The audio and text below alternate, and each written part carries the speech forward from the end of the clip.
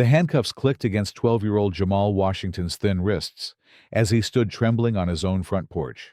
His backpack still slung over one shoulder. School papers scattered across the concrete where they'd fallen when the officers grabbed him. The late afternoon sun cast long shadows across Maple Street, and neighbors began emerging from their homes like cautious prairie dogs, drawn by the commotion but afraid to get too close to the 3 patrol cars parked haphazardly in the road. "I didn't do nothing," Jamal's voice cracked as he looked up at Officer Martinez, his dark eyes wide with confusion and terror. "I just got home from school. I was just walking to my house."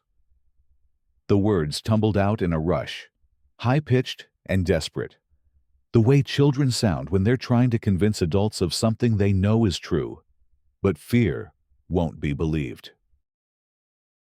20 minutes earlier, Jamal had been walking down this same street with his best friend Marcus, talking about the upcoming basketball tryouts and whether they'd have enough money saved up to buy new sneakers.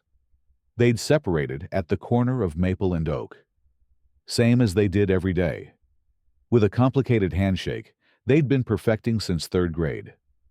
Marcus had headed toward his grandmother's house 3 blocks over, while Jamal had continued toward the small blue house where he lived with his mother, Angela, and his 8-year-old sister, Keisha. The house sat quietly in the middle of the block, its small front yard bordered by a chain-link fence that his mother had painted white last summer. The grass was a little patchy, and the porch steps creaked when you walked on them. But Angela Washington kept the place clean and tidy, and she'd planted marigolds and coffee cans along the walkway. It wasn't much, but it was home, and Jamal had been looking forward to dropping off his backpack and maybe shooting some hoops at the park before dinner. He'd been fumbling with the gate latch, his hands full of books and a permission slip for the school's upcoming field trip, when the first police car had pulled up. Then another. Then a third. The officers had emerged with their hands resting on their holsters, moving with the kind of purposeful urgency that suggested they were responding to something serious. "Are you Jamal Washington?" Officer Martinez had asked, his voice stern but not unkind. He was a middle-aged Hispanic man with graying temples and tired eyes, the kind of cop who'd seen enough to know that most situations weren't as simple as they first appeared. "Yes, sir," Jamal had replied, the way his mother had taught him to always address police officers with respect, even when he was scared. "Is something wrong?" That's when Officer Bryant had stepped forward, a younger white officer with a buzz cut and the kind of aggressive posture that suggested he was eager to prove himself. "We received a report that you stole a car. A red Honda Civic. Where is it?" The question had hit Jamal like a physical blow. He'd actually stepped backward, his books slipping from his hands. "I didn't steal no car. I can't even drive. I don't have a license or nothing." But the officers had already made up their minds. Within minutes, Jamal found himself pressed against the side of a patrol car while Officer Bryant searched his backpack, pulling out textbooks, pencils, a half-eaten granola bar, and a crumpled homework assignment. No car keys, no evidence of any crime, just the ordinary detritus of a 6th grader's school day.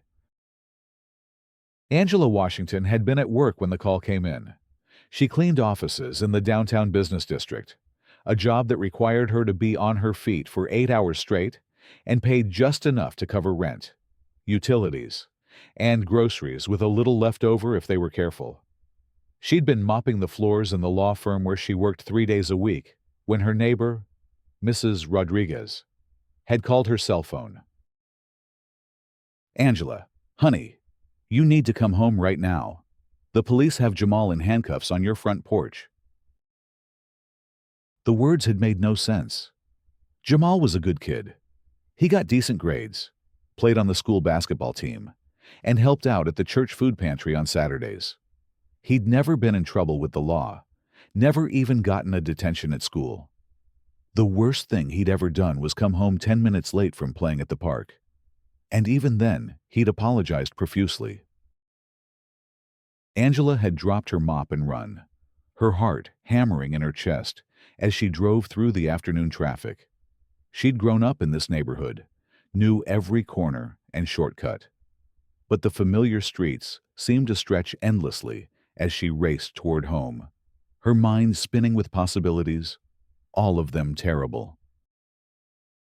She'd arrived to find her son standing on their front porch in handcuffs, surrounded by police officers and a growing crowd of neighbors. The sight had nearly brought her to her knees. This was every black mother's nightmare, the scenario that haunted her thoughts every time Jamal left the house.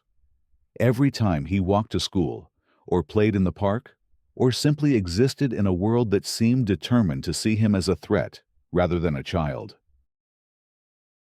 "What's going on here?" Angela had demanded, her voice shaking with barely controlled fury as she pushed through the crowd. "Why is my son in handcuffs? He's 12 years old." Officer Martinez had stepped forward, his expression apologetic but firm. "Ma'am, we received a complaint that your son stole a car. We're just following up on the report." "That's impossible," Angela had shot back, her voice rising. "My son doesn't even know how to drive. He rode the bus home from school, same as he does every day. This is ridiculous." That's when she'd spotted Karen Whitfield standing across the street, her arms crossed and a satisfied expression on her face. Karen was a tall, thin woman in her 50s, with bleached blonde hair and the kind of pinched features that suggested she spent most of her time finding fault with the world around her. She'd moved to the neighborhood about a year ago, and from the beginning, she'd made it clear that she considered herself superior to her neighbors. Karen had a habit of calling the police about the smallest infractions. She'd reported the Garcia family for having too many cars in their driveway. She'd complained about the Johnsons' dog barking.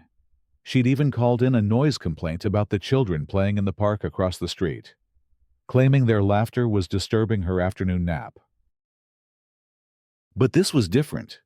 This was more than just being a difficult neighbor. This was an attack on a child.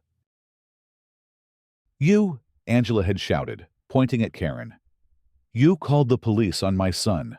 Are you out of your mind?" Karen had straightened up, her chin raised defiantly. "I saw him with my own eyes. He was walking away from my car, and when I went to check, it was gone. I know what I saw." "Where's your car supposed to be?" Officer Martinez had asked, pulling out his notebook. "I parked it right there," Karen had said, pointing to an empty space in front of her house. "I went inside for maybe 20 minutes, and when I came back out, it was gone and that boy was walking down the street." The timeline made no sense. Jamal had been at school until 3 o'clock, and it was now nearly 4. He'd spent the last hour walking home with Marcus, stopping at the corner store to buy a candy bar, and then continuing to his house. There was no way he could have stolen a car in broad daylight without anyone seeing him actually do it. But the officers seemed inclined to believe Karen's story. She was a white woman in her 50s, well-dressed and articulate, speaking with the kind of authority that suggested she was used to being believed. Jamal, on the other hand, was a young black boy who looked even younger than his 12 years, his voice still high and childlike, his explanations coming out in a rush of panic and confusion. The neighbors had begun to gather in larger numbers, drawn by the commotion and the unusual sight of so many police cars on their quiet street. Mrs. Rodriguez stood on her porch, her face creased with worry. The Johnsons had come out of their house, their teenage daughter recording everything on her phone. Even old Mr. Peterson, who rarely left his house except to get his mail, had shuffled out to see what was happening. "This is wrong," Mrs. Rodriguez had said, her voice carrying clearly in the afternoon air. "That boy didn't steal no car. He's a good kid. I've known him since he was little. I saw him walking home from school. added Mrs. Johnson. He was with the Martinez boy. Same as always. They were just walking and talking. Nothing suspicious about it. But Karen had been insistent. I know what I saw. He was near my car, and now it's gone. What other explanation is there? The standoff had continued for what felt like hours, but was probably only 20 minutes. Angela had demanded to see the evidence, had pointed out the inconsistencies in Karen's story, had called her son's school to verify that he'd been there all day. But the officers seemed reluctant to simply let Jamal go without conducting a thorough investigation. Ma'am, we understand your concern, Officer Bryant had said to Angela, his tone patronizing. But we have to take all accusations seriously. We'll need to search your house, just to be thorough. The request had sent Angela's blood pressure through the roof. The idea of these officers tramping through her home, going through her belongings, treating her family like criminals, was almost more than she could bear. But she'd also known that refusing would only make things worse for Jamal. Fine, she'd said through gritted teeth. But I want to know what happens when you don't find anything. I want to know what happens when you realize you've traumatized my son for nothing. The search had been thorough and humiliating. The officers had gone through every room, every closet, every drawer. They'd checked the garage, the basement, even the backyard shed where Angela kept her lawnmower and garden tools. They'd found nothing, of course, because there was nothing to find. While the search was going on, more neighbors had gathered. The crowd had grown to include people from several blocks away, drawn by social media posts and text messages about what was happening. Among them was Father Michael from St. Mary's Catholic Church, where Jamal played on the youth basketball team. He'd arrived still wearing his clerical collar, his face grim with concern. Officers, I know this young man, Father Michael had said, his voice calm but firm. He's been part of our youth program for 3 years. He's never been in any kind of trouble. He's a good student, a good athlete, and a good kid. I find it very hard to believe he would steal a car. The priest's testimony had carried weight, but it hadn't been enough to completely clear the air. The officers had seemed torn between their duty to investigate the complaint and their growing suspicion that they were dealing with a false accusation. That's when Marcus had arrived, still wearing his school uniform and carrying his backpack. He'd heard about what was happening from his grandmother, who'd gotten the news from her neighbor, who'd seen the commotion while walking her dog. What's going on? Marcus had asked, his young face confused and frightened. Why is Jamal in handcuffs? When the situation had been explained to him, Marcus had become agitated. But that's impossible. I was with him the whole time after school. We walked together. We stopped at the store. We talked about basketball tryouts. He didn't steal nobody's car. The boy's testimony had been compelling in its simplicity and honesty. He'd recounted their afternoon in detail, describing conversations they'd had, places they'd stopped, people they'd seen. His story had matched Jamal's perfectly, and it was clear that he was telling the truth. But Karen had remained adamant. I don't care what anyone says. I saw what I saw. My car is gone, and that boy was the only one around when it happened. The situation had seemed to be heading toward an impasse when Mrs. Chen from the corner store had arrived. She was a small, elderly woman who'd been running the neighborhood market for almost 30 years, and she knew every kid in the area by name. Excuse me, she'd said, her voice quiet but clear. I heard there was some trouble about a stolen car. I just wanted to say that Jamal and Marcus were in my store about an hour ago. They bought some candy and talked about school. They were there for maybe 10 minutes, and then they left together. Nothing strange about it at all. Her testimony had added another layer to the growing pile of evidence that Jamal was innocent. But still, the officers had seemed reluctant to simply release him without resolving the question of Karen's missing car. It was Officer Martinez who'd finally suggested checking the security cameras. "Ma'am," he'd said to Karen, "you mentioned that you went inside for about 20 minutes. Is it possible that you parked your car somewhere else and forgot?" Karen had bristled at the suggestion. "I'm not senile, officer. I know where I parked my car. It was right there in front of my house." But the seed of doubt had been planted.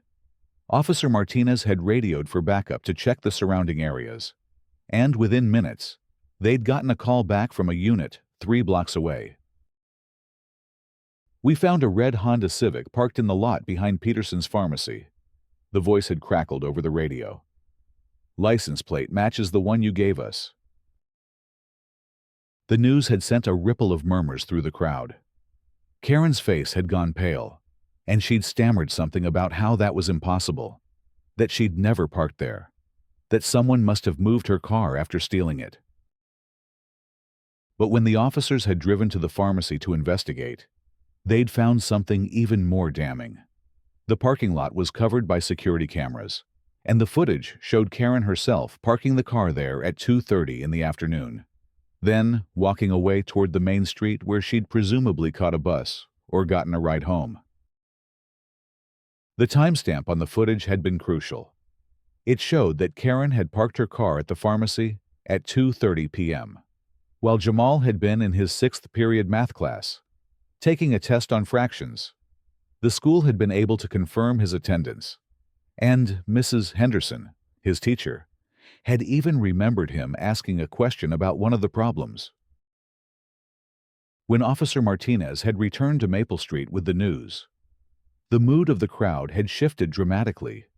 The murmurs had become angry voices, and people had begun to demand answers.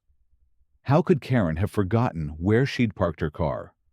Why had she been so certain that Jamal had stolen it? And most importantly, why had she been so willing to see a 12-year-old boy arrested for a crime he couldn't possibly have committed? The handcuffs had finally come off Jamal's wrists, leaving red marks on his dark skin. He'd rubbed them gingerly, his eyes still wide with shock and confusion. The whole experience had lasted less than 2 hours, but it had felt like a lifetime. Angela had pulled her son into her arms, holding him tight against her chest, while she fought back tears of relief and rage. "It's okay, baby," she'd whispered into his hair. "It's over now. You're safe." But even as she'd comforted her son, Angela had known that it wasn't really over. The damage had been done. Jamal had been handcuffed and detained in front of his entire neighborhood, treated like a criminal for no reason other than the word of a woman who'd apparently forgotten where she'd parked her car. Karen had tried to maintain her composure as the truth had become clear, but her face had been flushed with embarrassment and something that might have been shame. "I was certain I'd parked it in front of my house," she'd said weakly. "I must have been confused." But the crowd hadn't been in a forgiving mood. Mrs. Rodriguez had stepped forward, her voice shaking with anger. "You don't just forget where you parked your car and then accuse a child of stealing it. You could have ruined that boy's life." The Johnson teenager had been live streaming the whole incident on social media, and the footage had been spreading rapidly across platforms. The image of a young black boy in handcuffs, standing on his own front porch while neighbors pleaded for his innocence, had struck a nerve with viewers around the country. Father Michael had addressed the crowd, his voice carrying the authority of his position in the community.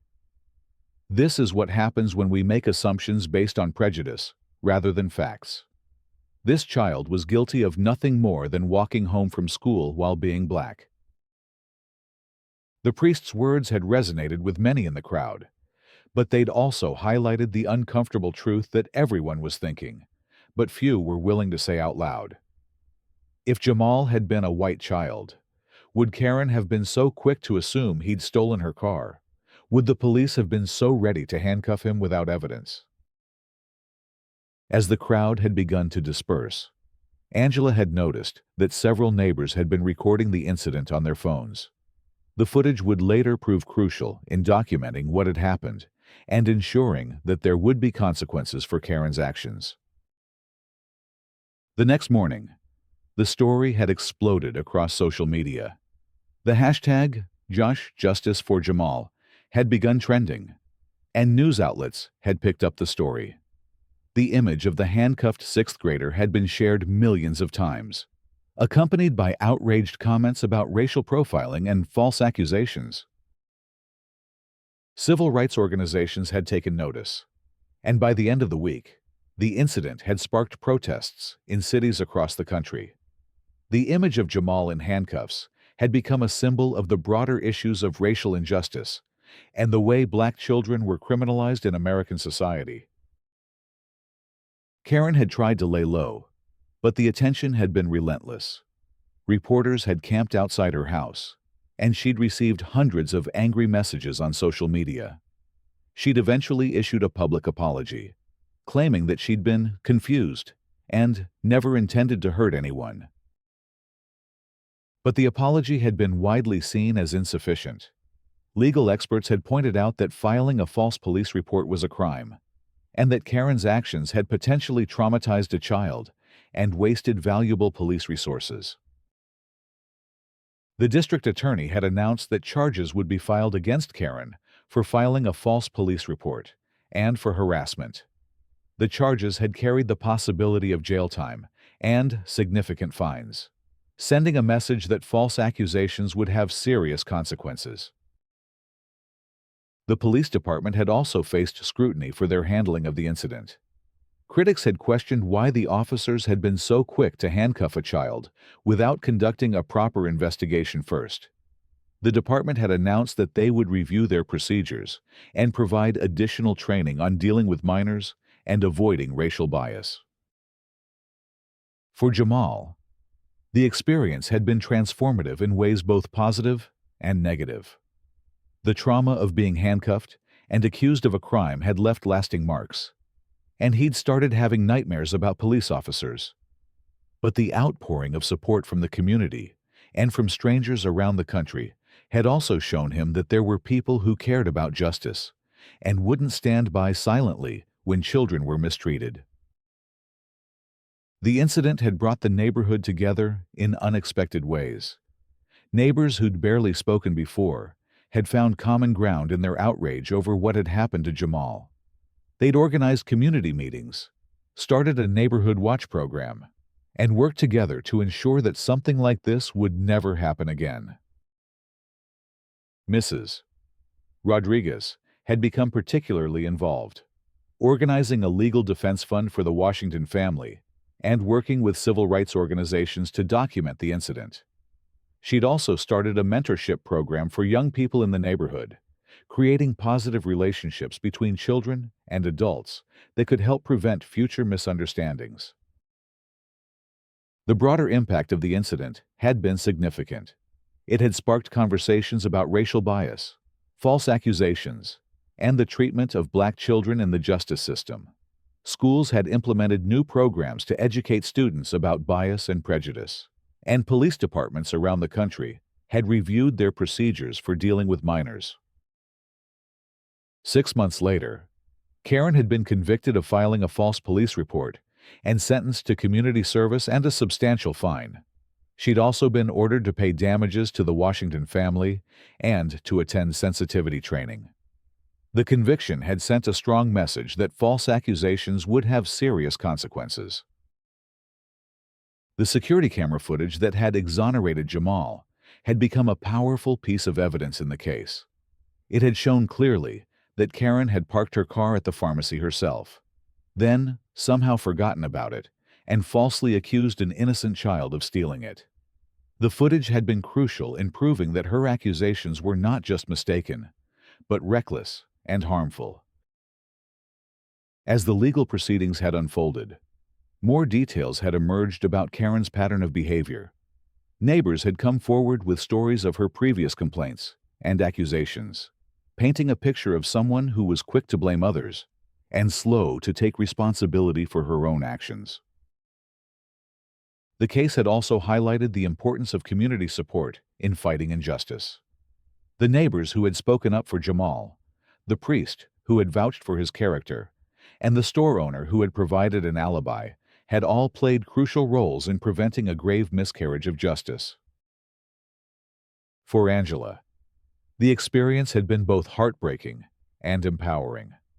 Seeing her son in handcuffs had been every mother's nightmare, but watching the community rally around him had restored her faith in the possibility of justice. She'd become an advocate for other families facing similar situations, working with lawyers and civil rights organizations to ensure that no other child would have to endure what Jamal had experienced. The incident had also led to changes in local law enforcement procedures. The police department had implemented new protocols for dealing with accusations against minors, requiring officers to conduct thorough investigations before making arrests. They'd also started a community liaison program designed to build better relationships between police and the neighborhoods they served. As time passed, the immediate trauma of the incident had begun to fade, but its lessons had remained. The neighborhood had become more vigilant about protecting its children, more willing to speak up against injustice, and more committed to building a community where everyone felt safe and valued. Jamal had eventually returned to his normal routine, going to school, playing basketball, and spending time with his friends. But the experience had changed him in fundamental ways. He'd learned that the world could be unfair, that people might judge him based on his skin color rather than his character, and that sometimes innocent people were accused of crimes they didn't commit. But he'd also learned that there were people who would stand up for what was right, who would fight for justice even when it was difficult, and who would support him when he needed it most. The neighbors who had defended him, the priest who had vouched for his character, and the store owner who had provided his alibi had all shown him that there were good people in the world who wouldn't stand by silently when children were mistreated. The security camera that had captured Karen parking her car at the pharmacy had become a symbol of the power of truth to overcome lies. In an age when accusations could spread rapidly through social media, the objective evidence of the video footage had provided irrefutable proof of what had really happened. The case had also sparked broader conversations about the role of technology in fighting injustice.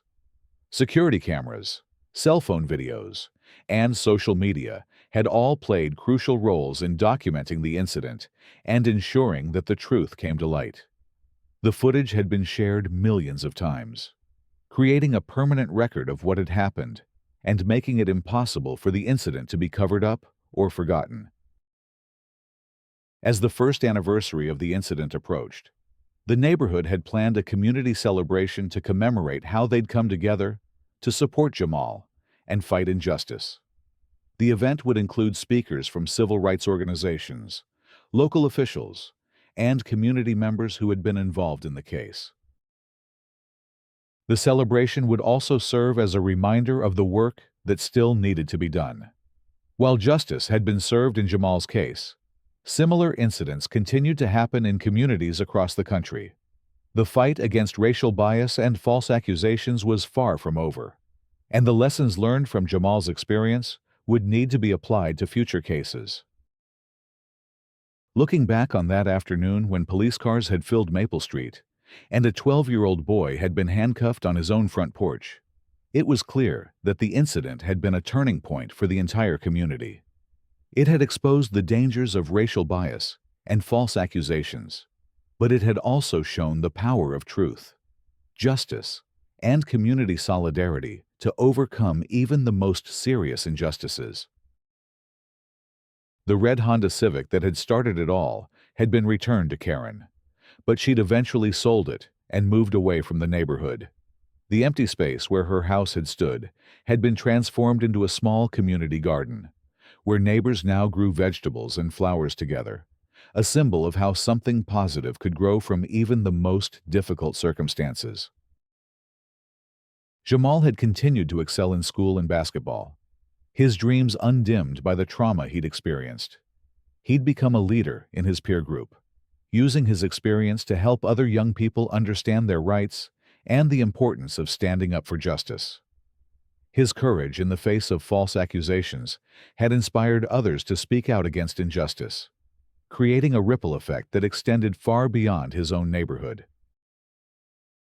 The case had ultimately shown that while individual acts of bias and hatred could cause tremendous harm, the collective power of a community committed to justice could overcome even the most serious challenges. The neighbors who had defended Jamal, the officials who had prosecuted Karen, and the countless strangers who had supported the family through social media had all contributed to a victory that belonged to everyone who believed in fairness and equality. As the sun set over Maple Street, casting long shadows across the small houses and tree-lined sidewalks, the neighborhood had been forever changed by what had happened that day. The trauma of false accusations and racial bias had left its mark. But so had the response of a community that had refused to stand by silently when one of its children was threatened. The lessons learned from Jamal's experience would continue to resonate for years to come. A reminder that justice was possible when people were willing to fight for it, and that even the darkest moments could ultimately lead to positive change.